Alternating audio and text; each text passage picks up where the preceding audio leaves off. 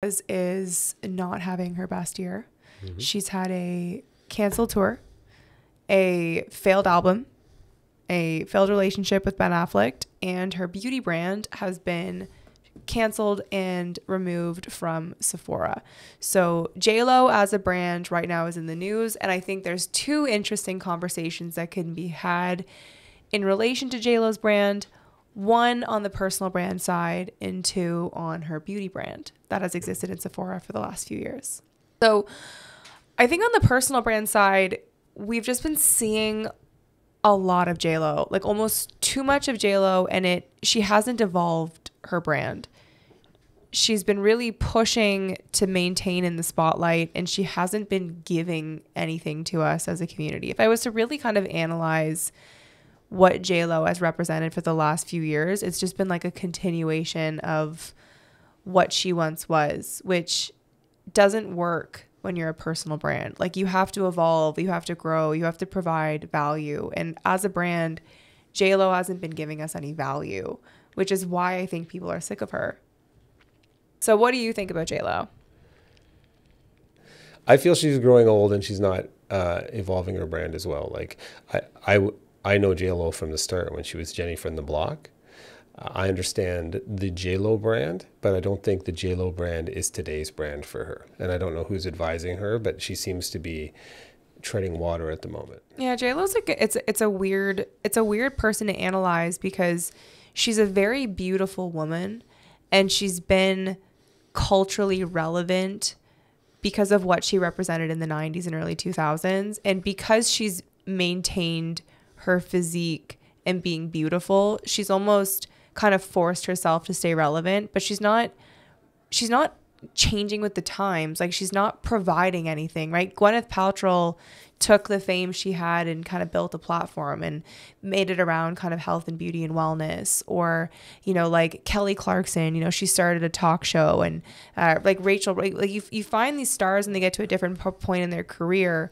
They take what they had and they like evolve it so they stay relevant. JLo's in a weird position because she was famous. She was at the height of her fame 20 something years ago, and her fan then is now a mom, but she's still kind of acting like she's a pop star. And I think that pop stars have a shelf life. Especially if they think shaking their ass is a perpetual market as you get older, right? Like, she should still enjoy herself, but I don't think she's moved into inspirational along her career trajectory. That's a great point. Right? I think she wants to still be the cool girl, right? And so she's struggling to do that. And I don't know if her advisors are pushing her in that direction, but she needs to find a purpose and then articulate that, as you said, to her audience. And she's a wonderful, she has so much going for her, but I don't think she's actually communicating to the people who want to hear from her. She's trying to force communications to younger audiences, which she's out of that realm now. I actually don't think she has that much going for her. No? And I think that's actually why she's kind of in this position, is because it was never that her singing was that good. Like, she wasn't like a Whitney Houston, and it was never that her dancing was that good. It's that she was a very beautiful woman, and she's still a very beautiful woman. And the reason why people love her is she's inspirational for being 50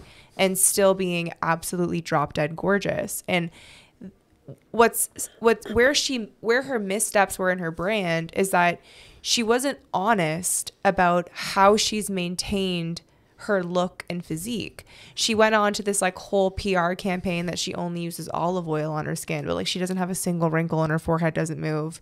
And then she launches this like full skincare and makeup line, but she says she only uses olive oil. Like it doesn't align. There's a misalignment in her message and her brand and what she's selling and offering. Yeah. Think about that from the influencer perspective, that article you have coming out in Cosmo, where the reason why people trust influencers is because they trust them.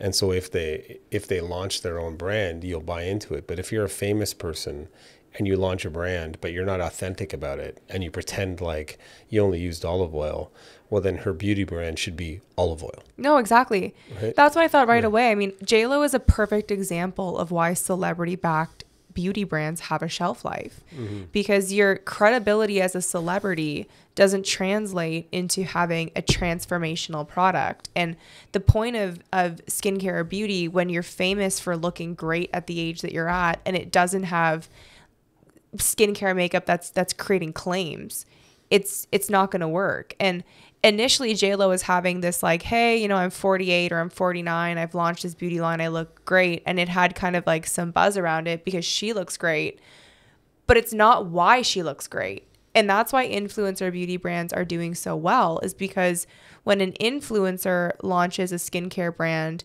it's often because they had gut health issues, or they had eczema, or they wanted to find a non-toxic product. There was a need, right? Like most influencers create something because it's a need or it aligns with their brand. Even Kylie Jenner with the lip kits, everyone was fixated on her lips because she got them injected. Now, overlining your lips do make them look bigger. Kylie did something similar to JLo in that she wasn't honest that her lips were looking bigger because of injections, but overlining your lips does make your lips look bigger. Using JLo's skincare products doesn't make you look 30 at like 55, JLo. Right? So that's kind of where it's like, it is different. Yeah. I think consumers consciously and subconsciously make decisions about the trustworthiness of your claims. And if you're a celebrity, you know, you've got $50 million behind looking good, right? So the average person doesn't think, oh, this is a JLo product. You know, like subconsciously, they're not really buying into it. Versus like, so the fact that she wanted to have her own brand, but didn't expose herself to vulnerability, talk about her challenges, and show her journey towards building this brand and what she did. Like she just kind of got packaged by some corporation, start a brand, you'll make money. And that desire to create her own brand as a celebrity, I think was a mistake compared to, I think she did a great job when she was at L'Oreal, where she was like, just, she was evoking a feeling amongst women and nice hair. Like, but to move into her own brand, I don't think she did it well. And I think she lost the trust of people. What's interesting about JLo is that we don't know her. We've never known her. She actually represents that old bastion of celebrity where she's very distant. She's a star. You know, she's kind of above and away from us, where we don't really know her. We don't know much about her. We don't feel like we're connected to her. And she's in this weird place in her career where she's doing a lot of movies, but she's not embracing the role of where her age is at. Like she's not playing the mom roles. She's not playing, she's not embracing where her fans really want her message and what she represents from an empowerment standpoint. Like she should be doing like how Taylor Swift did a documentary of like what it's like being a mom on tour, and what it's like being on tour for 20 years. And like that's interesting to her fan base. That creates loyalists. You know, what's interesting is, just popped in my head, I don't find people are cheering for her. And the actress Sofia Vergara from Modern Family, she embraced that role. But then when she did that new movie on the organized crime, what was it? Jasmine?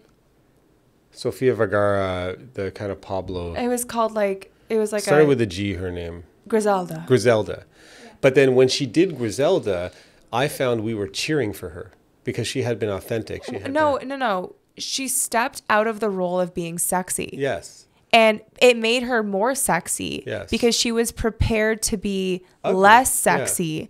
And there was something that was still hot and powerful about Griselda without it being Sofia Vergara in the way that we're used to seeing her. And that's a great point. That's what we're not getting from JLo, is we're not getting that rawness. We're not getting to that point of like, I'm at my career where I don't have to be a Barbie doll anymore. Like I can take on a role that's challenging to my image so that you can get to know me better and respect me as a talent. And that's when I say, like, I'm not taking away from the career that JLo had. JLo had some great hits 20 years ago, but if you're not prepared to evolve with your career, you can't keep that light that you once had. And in prepping for this, I was like listening to some podcasts and I heard this really interesting clip. And it was someone saying like, sometimes for celebrities, like they have their 10 minutes and it's like, we just keep seeing them.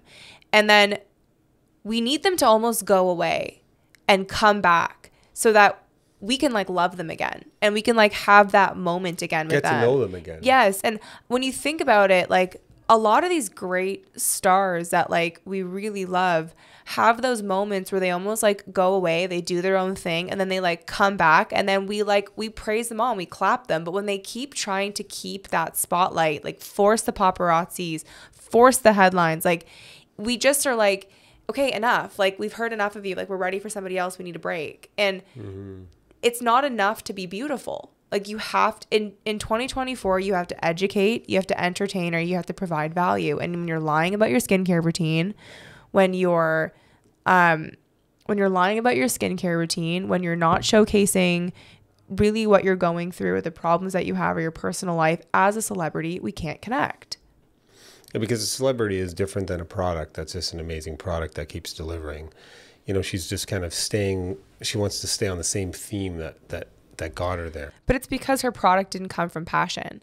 Like her skincare line isn't a byproduct of, you know, hard work and like, you know, a need that she likes or a gap she saw in the market. This is something that was packaged and sold to her probably by like a Cody. She slapped her name on it, and it doesn't work. It's not viable. People can smell that today. Totally. And this is the pressure that business owners, companies, professionals, celebrities, they fall victim to corporate pressures to turn over short-term profit. And in doing so, they kind of buy into this dream that it's going to be easy money. But JLo didn't become famous the easy way. She worked very hard. She was an amazing dancer. She was an exceptional performer. Totally great performer. And she busted her butt. But from a beauty line perspective, you don't see that behind it. You're right. JLo was born out of the era of performance. That was the Britney Spears era. That was the Christina Aguilera era, where they were good singers, but they were great performers. And that's what we wanted from these beautiful women, is for them to put on a great show. And but she was also Jenny from the block. Like she was from the projects. Like she worked hard to break in. And I'm not discrediting the hard work. That was a storyline we liked. But then once you've been successful for 20 years, where is the story arc that I can buy into? See,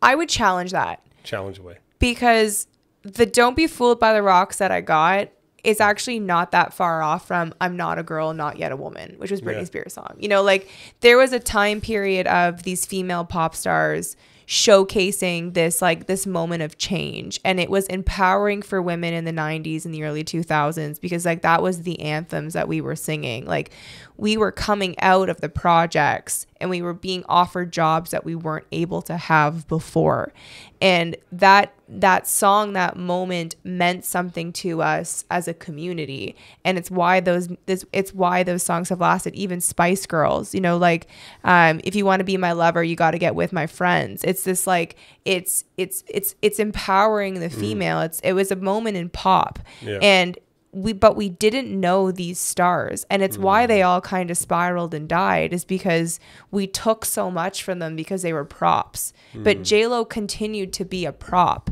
and we never got to know her.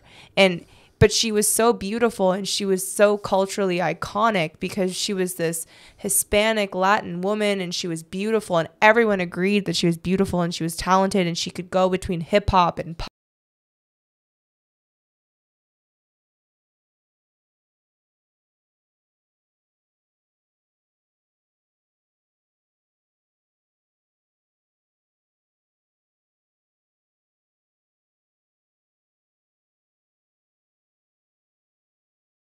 And she kind of broke through like all the different areas that she was relevant to a larger group. But today, you ask anyone, like they just say she's the most beautiful woman. Like there's nothing else to add. Like no one is like, you know, she's doing this for philanthropy or charity, or these are her kind of principles for mothering, or like we don't know anything about her. It's almost, I don't want to say lack of maturing, but like when you look at the Gwyneth Paltrows or the Reese Witherspoons or that, like they kind of, they're growing into something, evolving, and they're doing something so that they're like an iconic person to look up to today. Yes. Rather, she's trying to be that person, but based on past metrics. Because they're not just a role. They're a brand. And like, that's the difference, is like Reese Witherspoon has invested in the evolution of her brand. And when she has her book club and how her book clubs become movies, and Reese Witherspoon is brilliant. Reese Witherspoon owns the first rights of refusal to the movie of any book she puts in her book club. And then she uses it as data so that when a book really blows up in her book club, she's able to get the book funded through her back channels because she's super connected in Hollywood. And that's what she did with Where the Crawdads Sing, is she had the Where the Crawdads Sings in her book club. And once it blew up, it was like one of the hottest books, 6 or 7 summers ago, had the first rights refusal to invest in the movie, and she's become a billionaire because of this strategic tact in her book club. And trusted. And it's trusted, but it makes sense. It's a smart spin-off from her brand, and JLo could have done that. Like, JLo is beautiful. Like, she could have done a bunch of different things. You can't just slap your brand. I wouldn't just keep saying beautiful. JLo was a survivor. Right? Beauty is nice, but it has to be more than just beautiful, because she did a lot to be successful. She's been through her own struggles. Totally. But she hasn't had the people around her that have encouraged her to take risks. But my point is because she got into beauty and because she's known as beautiful, that connection made sense. But what business, or what listeners and businesses can learn from this, is the consumer is informed. We're no longer being duped. And just slapping a name on it is now no longer enough to... A magazine cover and an ad doesn't do it anymore. No, it's about authenticity. And that's a massive prediction for the future of beauty, is that influencer-backed brands, when they're owned by them, not paid to post for them, is the future. Celebrity brands that are just using their name and likeness, if it doesn't connect their brand authentically, will not work. Yeah, and... many people probably know, but essentially what they're doing is white labeling. Exactly. White labeling is when you go to a manufacturer who makes products for other businesses, and they say, look, we'll do the same formula with a couple tweaks, put your name on it. So you're just white labeling a product, putting your name on it, and banking on making money because your name's on it. Exactly. And that's why it didn't work. And it's interesting, I've seen, so the move for Sephora was interesting. And I think that's also, a good point for conversation to analyze. It didn't ever really make sense for JLo to be in Sephora, because Sephora tends to skew younger, and I'm the youngest of who would connect with the JLo brand, and only because I had older sisters. Like, JLo was at that height really when I was too young, and I kind of inherited a young love for JLo because I grew up in the hood, and like Jenny from the Block was like, and I was a performer, and like I kind of inherited that. Like, it was already kind of retro love for JLo. So for JLo to be in Sephora is really not the right age demographic for who's shopping in the store. It would have made more sense for JLo to launch her line in like Target or or a Walmart, and kind of take the hit on positioning, because her products weren't that high end anyways. But whenever I was in Sephora and I saw the JLo line, I thought it was interesting because the packaging was kind of shiny, and she's got glowy skin. Like, it connected with her image. Like, they did a good job on packaging, but I never quite felt like I trusted it. So I never bought it. I never even sampled it. I respected that it was there. I'm like, good for you, girl. Like, here ya. But I never felt like it fit. And it doesn't surprise me that it didn't work. Sometimes that can be the arrogance of brand strategy, is you think your name and celebrity alone is good enough, will convey into sales, but you've got flawed target market analysis. And so I'm sure there's a bunch of marketing professionals that said, let's go into Sephora, leveraged her celebrity and somebody to get in there, but then the consumers revolted against it. I think revolted is too powerfully charged. It's like the second and third order of thinking is, you may get the randomness or one or two purchases, like depending on, the day or the event, I may have bought it, but that's not a winning strategy when you're sitting on millions of SKUs and you got to push product. Like, you have to have true demand, and the demand comes from an authentic message and consistency in message. And she wasn't consistently messaging in alignment of those products with her brand. So the randomness of the potentiality of a purchase, like if my mom was a massive fan and came in with me maybe one day and decided to buy, is not a viable business strategy, because they did stay in Sephora for, I don't know, 3 years. So like it was still a long time, but I think it was like constantly being buttressed by like injection of cash. Like it was never a successful beauty brand. I think your point. I'm just trying to look up where her products were featured, because I don't want to misstate anything. But your point about, I'm gonna look, because I thought I saw her, but I think that's when she was hired as an ambassador in some of the department stores. But you're right. Like if she would have doubled down on her brand and put it in Walmart's, and Shoppers, she would be appealing to the older ladies who want to feel beautiful, and they look at her and see her as beautiful, and so they're not on social media as much, but that brand could have been very, very powerful in those environments. But, you know, what I think is interesting is I actually think it's time for Walmart to introduce a higher end or premium brand. Yeah. I was in yesterday our Canadian equivalent of Walgreens. It's called Shoppers Drug Mart. And they have like a high-end beauty section attached to some of the drugstores. But I'm actually waiting for the regular beauty line for there just to be a brand that's just like of a little bit higher status. And the materials, the ingredients that were in JLo's products were not high-end ingredients. It was just like a positioning on price point play so that they could justify being in Sephora. But it would do really well in the regular beauty line in Walmart, but with the same really nice like window dressings, so that when women are walking down, they're like, here's JLo and this is high-end shit. I remember her. No, it would be aspirational for them in that, and they buy it in that setting. When I'm in Walmart, I would buy it because I'm more impressed that JLo's got products when I'm in Walmart. Like sometimes I walk around Walmart and I always go to the beauty section because I'm like, what are like the dupes at Walmart that I can buy that's like less affordable? Like it feels better when I get literally the exact same makeup brush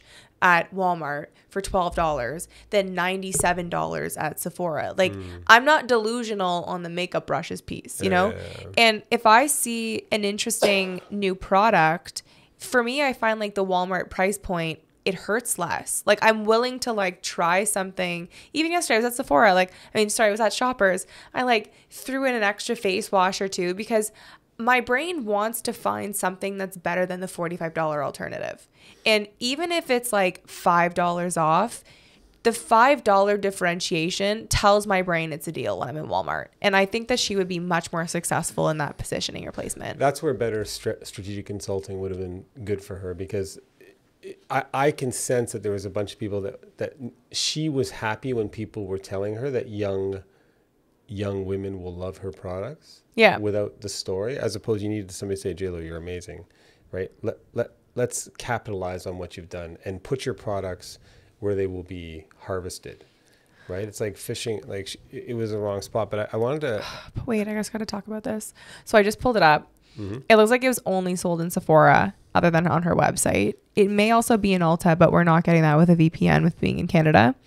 Anyways, the HTML, or like the high level text when you Google it, it literally just says, enjoy luxury ageless formulas for face and body that are scientifically proven and JLo approved. Not, used JLo curated, used and sworn by JLo's red carpet secrets for keeping her skin. It's even basically saying she doesn't use it. But that description is done by some wog who thinks that's clever, but it doesn't connect. But even here, like there's this quote. So like this is like her naked on her website when it's a face cream. And it's her butt. Totally her butt. So they're still selling her butt for a face cream. And it's a face cream. And the quote is, for me, it's all about feeling confident in your skin no matter what. Not and it's literally straight her ass in a thong. That's marketing malpractice. That's not confidence. And it's also, if you're confident, you don't have to show your ass in a thong at 50. No, but it's true. But also the quote here is like, even all the quotes that are moving by, like this is so bad. There's not one reference or mention on her homepage that this is exclusively what she uses herself. No. They don't even pretend. They're not even pretending. Like, they're not even lying. Yeah. Like, it would be so much better to lie than to feel like you can't even bring yourself to lie. Like, that's how bad the product is. Can I give you a parallel that I think is interesting? Yes. I'm blown away by how bad this is. Right. And I don't know if it still exists, but there was a product called Wheaties, a cereal brand. Yeah, of course. But listen to what I'm saying. Okay. They did something similar. They just went out and got a celebrity athlete. Yeah. And then put them on the cover of the cereal box. Yeah. And back in the day when you couldn't verify, when people could be duped, they're like, oh, there's Mary Lou Retton on the cover of Wheaties. Yeah. So I'll buy it. But those athletes didn't eat Wheaties, right? And in today's world, you can't get a celebrity endorsement that's not anchored in authenticity and truth, right? So today, if you just put a celebrity on a box of cereal, you know. The only problem with that example is that Michael Jordan was the ambassador for McDonald's and ate no McDonald's. And that was during a time where... But that's when the movie was there, the basketball movie, and so it was a Disney collaboration. No, it was before. Space Jam. Huh? Space Jam. Yeah, no, it was before. It was before Space Jam. It was one of the first endorsement deals after Nike. And that was like a big thing in the documentary. But that was a decade or two ago.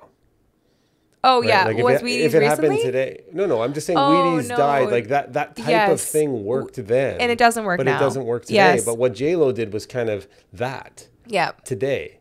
And it failed. And it shows you that doing that today doesn't work. No, but it's even funnier than that. Really, nobody does that today. Like, to your point. Like,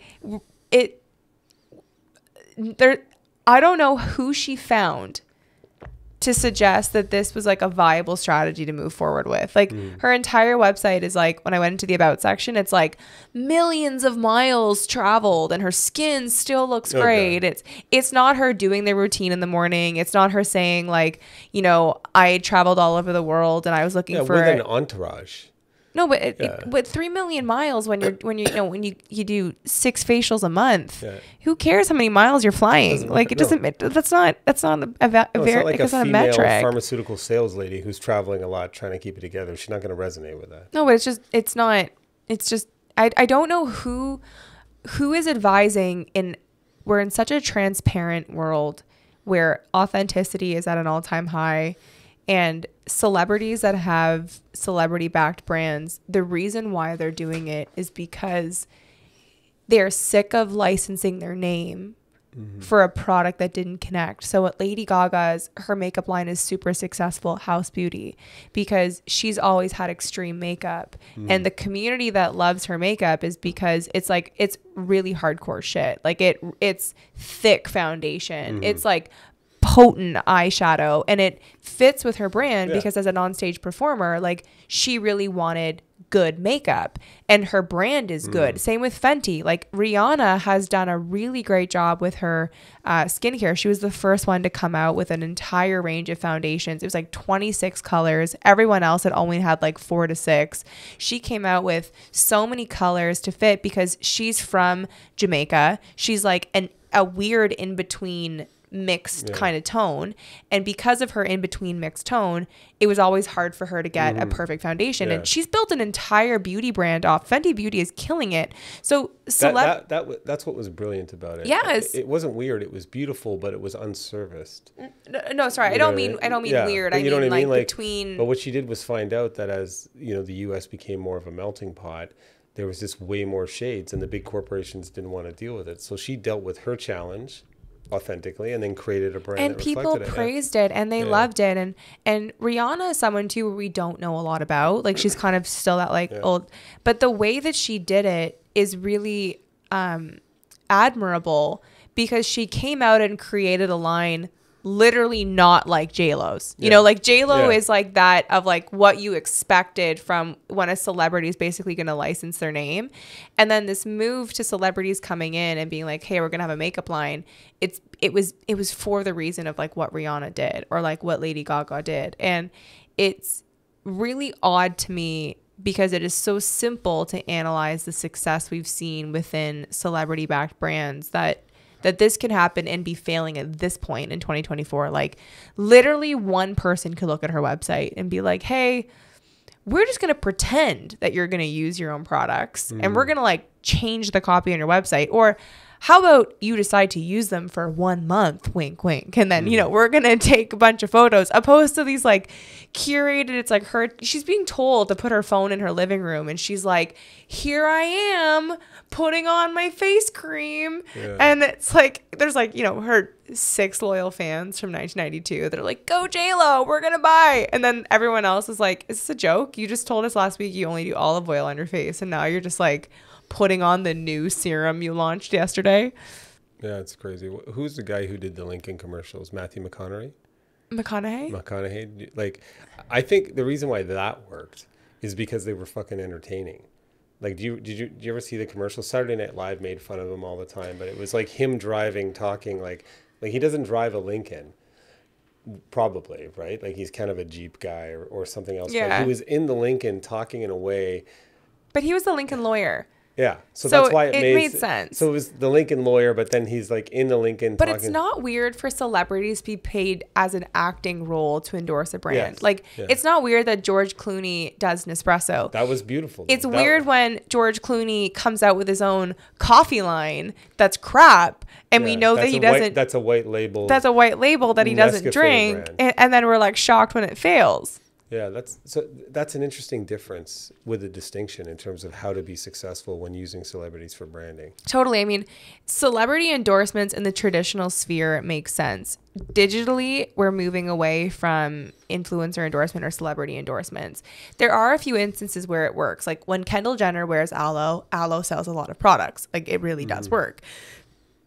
But it's very hard for that to be replicable. Like it has to be the right celebrity at the right time and the right brand. But I think it has to be that what the celebrity can capture amplifies what the branding message. Like when George Clooney did Nespresso, it just kind of works. Like when you feel that he's got it, like it works for the feel of the brand. It doesn't have a fake promise to it. It's just that he's lending what he can bring to the table to the brand feel. But it's also they're attaching their personal brand and their professional persona to a brand that aligns. Like when you think about Nespresso, it has that like woody, masculine, sexy feel, and it's timeless. Like Nespresso is trying to articulate that this isn't a fad. You know, changing your coffee maker to something that only takes Nespresso pods is here to stay. And like George Clooney was a perfect brand endorsement for Nespresso, because when George Clooney started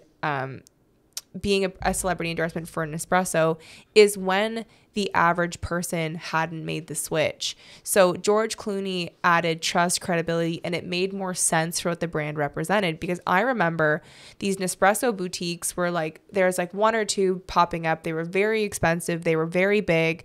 People were talking about Nespresso, but at that time I had a Keurig, and the Keurig was so much easier to stock up because everyone sold the Keurig. And by Nespresso aligning with George Clooney, everybody knows George Clooney. Everyone knows that he represents this like timeless, like sexy man that is just going to be perpetually hot until the day he dies. And that like perpetual hotness connected to a product like Nespresso instantly made sense. Like had Nespresso done it with like Timothée Chalamet, it wouldn't have been the same impact. Well said. Right? This is why you're hired by the best, Camille Moore. Very good. But so that is kind of an interesting parallel for celebrity endorsements. I was trying to see who David Goggins endorsed, because like he'd be a good one for Under Armour or something like that. But I just found out, just as an aside, in terms of what we're talking about. But he's not a celebrity. He is now. He's an influencer. Yeah, but you know what he does now? What? In terms of going away and coming back, in the winter he works as an emergency technician in a hospital. And in the summer, he's a smoke jumper in British Columbia. I know, yeah. Right? So he's kind of gone. He does this thing, but he can come back and he can come back and still be listened to. But I just thought that was an interesting thing. Like JLo, we don't have that story of her going away and coming back that she was passionate about. I even feel like Gary Vee did that. You know, like good point. He was like, it was like Gary Vee, and then he like kind of slowed away. He didn't disappear, but like he was there and kind of ambiently. And then now he's like, he's back. You know, he has his book. He's on every podcast. I feel like I'm just seeing him every day. And I'm like, I'm all charged up. I'm like, Gary V. And then, 10 minutes from now, it's going to be Cody Sanchez. And it's like, but by the way, Gary V., just as another aside, the Day Trading Attention book he did, we've read it. Spectacular book. Oh my God. But you can tell he actually put the work into it. Yes. And he put practical stuff into it. He didn't just go to like some white labeled book writer to chuck out something garbage. Like that. But that's what makes great people is like they do the work. And I'm not surprised he does the work because he's not a celebrity. Well, he's a creator. No, but and that's kind of the new age of like why we're moving away from celebrities is because it's not discrediting the work they put in, but because we don't see it, we feel like we just accept it for what it is. And whereas we want to connect with people and see them go through their challenges, we want to see them learn, we want to see them iterate, we want to see them evolve in real time. Like that's the kind of relationships we want to have with those we look up to. Mm-hmm. I was even thinking about your Michael Jordan example when we watched Air, how he would get an endorsement and he would take pictures with the shoes, but then wouldn't actually play with the shoes. Yeah. You know what I mean? Like that happened years ago, but in today's world, you have to actually. But it was an interesting time in society because that's really when people got access to TVs and TV commercials and like range of channels where like you could kind of niche out. Like there was a sports channel, and so it was that was around the same time as Tiger Woods really changing it for athletes endorsing deals. So that was all happening at a really interesting time where really anything a celebrity or an athlete touched turned to gold. And like that was a huge moment. But like Nike at that time was big but wasn't huge. Like they weren't a brand as a religion at that point. And that was a catalyst moment for Nike making a name for itself because it was Adidas really at that point. Yeah. And that's what's really interesting is just the association with the brand at that time was as powerful, but that was 25 years ago. Right. So in the 25-year span, it's been bastardized. It's been like run to the ground. And we've now had social media and they did it at social media. And then we killed that. And now we're back to like, we're sick of it. We were sick of it, in 2002 and we're sick of it in 2024 with the internet. Yeah. There's so many marketing lessons learned buried in all of this. There is. JLo, hire us. Yeah. Reinvent yourself. JLo, call me.